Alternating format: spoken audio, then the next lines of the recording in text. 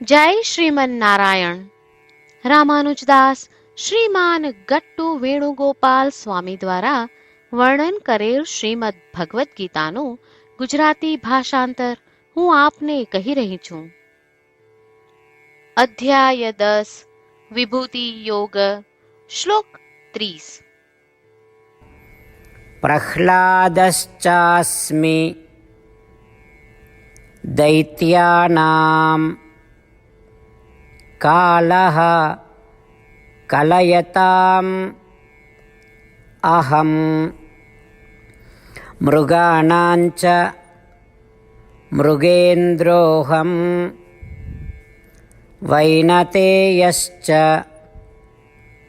પક્ષિણામ. ઓમ.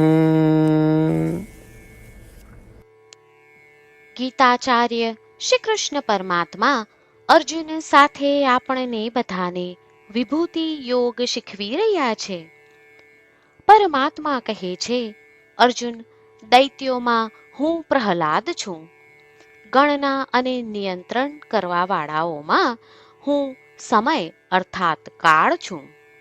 સર્વે પ્રાણીઓમાં હું સિંહ છું અને પક્ષીઓમાં હું ગરુડ છું.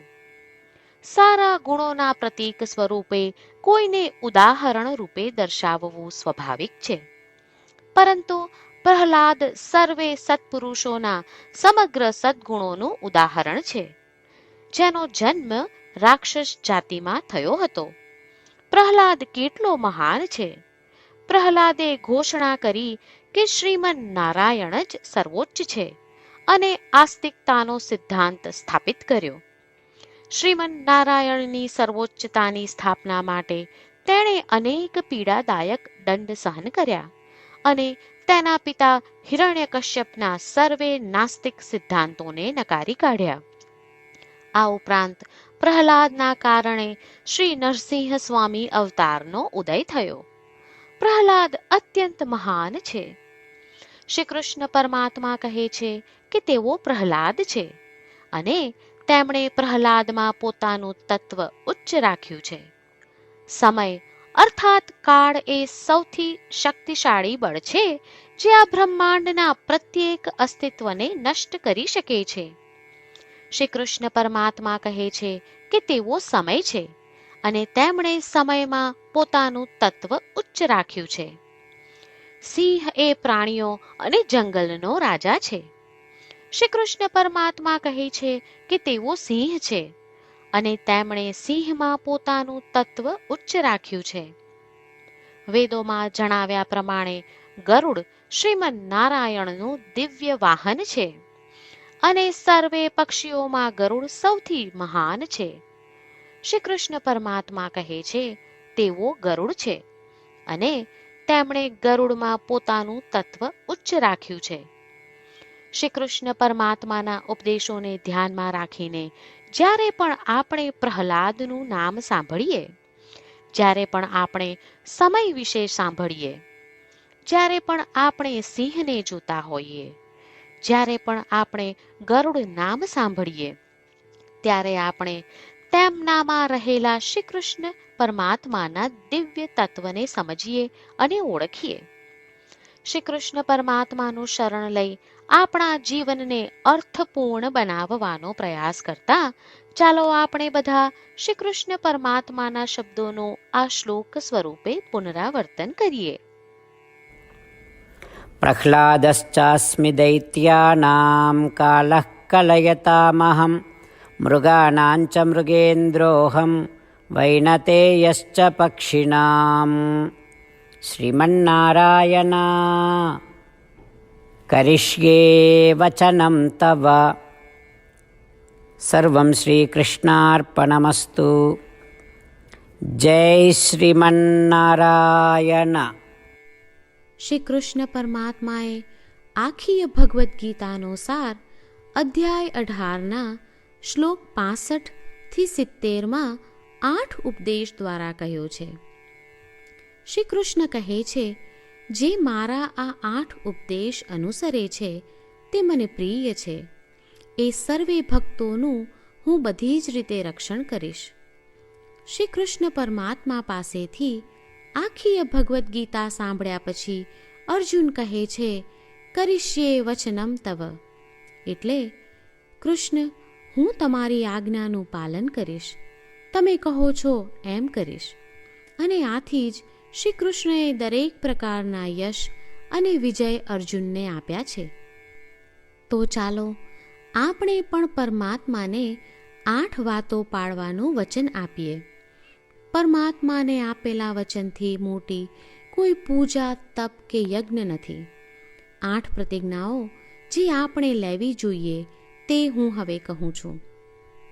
આપ સૌ પણ એનો મન અને હૃદયથી વિચાર કરો. આ રીતે શ્રી કૃષ્ણને વચન આપતી વખતે આપણે સૌ શ્રી કૃષ્ણની હસતી મુખમુદ્રાનો મનમાં વિચાર કરીએ અને પરમ આનંદનો અનુભવ કરીએ. જય શ્રીમન્નારાયણ. આપણા 8 વચનો આ પ્રમાણે છે. આપણું પહેલું વચન: હે શ્રીમન્નારાયણ, તમારા ઉપદેશ પ્રમાણે હું હંમેશા તમારું ધ્યાન અને ચિંતન કરીશ. આપણું બીજું વચન: હે શ્રીમન્નારાયણ, તમે કહ્યું છે તેમ હું સદાય તમારી ભક્ત રહીશ. આપણું ત્રીજું વચન: હે શ્રીમન્નારાયણ, હું મારા કર્મો તમને સંતોષ થાય તેમ અને તમારી સેવા માટે કરીશ. આપણું ચોથું વચન: હે શ્રીમન્નારાયણ, તમે અનુસરવા કહ્યું છે તેમ મને પૂર્ણ શ્રદ્ધા છે કે હું તમારી છું. હું સદાય મારા હાથ જોડી તમને નમસ્કાર કરીશ, તમારી ભક્તિ કરીશ. આપણું પાંચમું વચન: હે શ્રીમન્નારાયણ, હું તમારા શબ્દો યાદ કરું છું. મામેકમ શરણમ વ્રજ, તમે તમારી શરણમાં આવવા કહ્યું છે. શ્રીમન્નારાયણ, હું માત્ર તમારા જ શરણમાં છું. આપણું છઠ્ઠું વચન: હે શ્રીમન્નારાયણ, આપે કહ્યું છે મા શુચ, તમે અમને આશ્વાસન આપી શોક ન કરવા માટે કહ્યું છે. તો હું દુઃખી નહીં થાઉં, શોક નહીં કરું. આપણું સાતમું વચન: હે શ્રીમન્નારાયણ, અમારા કલ્યાણ અર્થે આપે શ્રીમદ્ ભગવદ્ ગીતા રૂપી આશીર્વાદ આપી અમારા સૌ પર કૃપા કરી છે. તો હું દરરોજ ઓછામાં ઓછો 1 શ્લોક વાંચીશ અથવા સાંભળીશ એવો સંકલ્પ લઉં છું.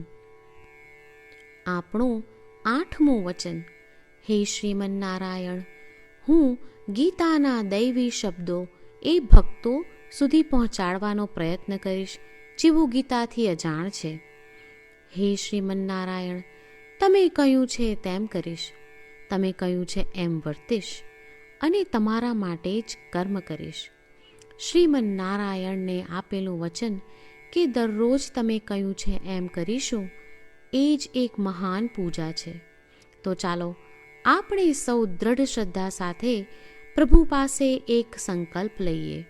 શ્રીમન્નારાયણ, કરીશ્યે વચનમ તવ. શ્રીમન્નારાયણ, હું તમારી આજ્ઞાનું પાલન કરીશ. સર્વમ શ્રી કૃષ્ણાર્પણમસ્તુ. જય શ્રીમન્નારાયણ. પ્રહ્લાદશ્ચાસ્મિ દૈત્યાનાં કાલઃ કલયતામ અહં મૃગાણાં ચ મૃગેન્દ્રોહં વૈનતેયશ્ચ પક્ષિણામ. ઓમ. પ્રહ્લાદશ્ચાસ્મિ દૈત્યાનાં કાલઃ કલયતામહં મૃગાણાં ચ મૃગેન્દ્રોહં વૈનતેયશ્ચ પક્ષિણામ. શ્રીમન્નારાયણ, કરીષ્યે વચનમ તવ. સર્વં શ્રીકૃષ્ણાર્પણમસ્તુ. જય શ્રીમન્નારાયણ. જય શ્રીમન્નારાયણ. તમામ ભક્તોને ખાસ વિનંતી, આપણા જીવનની દરેક બાબતોમાં આપણે તાત્કાલિક અને અસરકારક પરિણામો ઈચ્છીએ છીએ. આ પ્રાપ્ત કરવા માટે ચાલો દરરોજ 1 મિનિટ ફાળવીએ અને નારાયણાસ્ત્રમ વાંચીએ. નારાયણાસ્ત્રમ મેળવવા માટે તેની વેબસાઇટ જે www.narayanaastram.org છે તેના પર જાઓ અને રજિસ્ટ્રેશનમાં તમારું નામ અને ઈમેલ આપો. તમે આપેલા ઈમેલ પર તમને નારાયણાસ્ત્રમ PDF પ્રાપ્ત થશે. PDFમાં રામાયણનો 1 શ્લોક, ગીતાનો 1 શ્લોક અને એક વિષ્ણુ નામ છે. આ 3ને નારાયણાસ્ત્રમ કહેવામાં આવે છે. દરેક વ્યક્તિને આ શ્લોકોનું અલગ અલગ સંયોજન પ્રાપ્ત થાય છે. જ્યારે દરેક વ્યક્તિ 24,000 ભક્તો સાથે તેમના નારાયણાસ્ત્રમને દરરોજ વાંચે છે અથવા સાંભળે છે, ત્યારે સમગ્ર રામાયણનું 1 વાર પારાયણ, શ્રીમદ્ ભગવદ્ ગીતાનું 33 વાર પારાયણ અને વિષ્ણુ સહસ્ત્રનામનું 24 વાર પારાયણ રોજ પૂર્ણ થાય છે. આ એક અદ્ભુત અને અસાધારણ પરિણામ છે.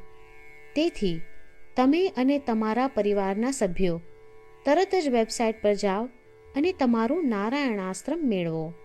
જય શ્રીમન્નારાયણ.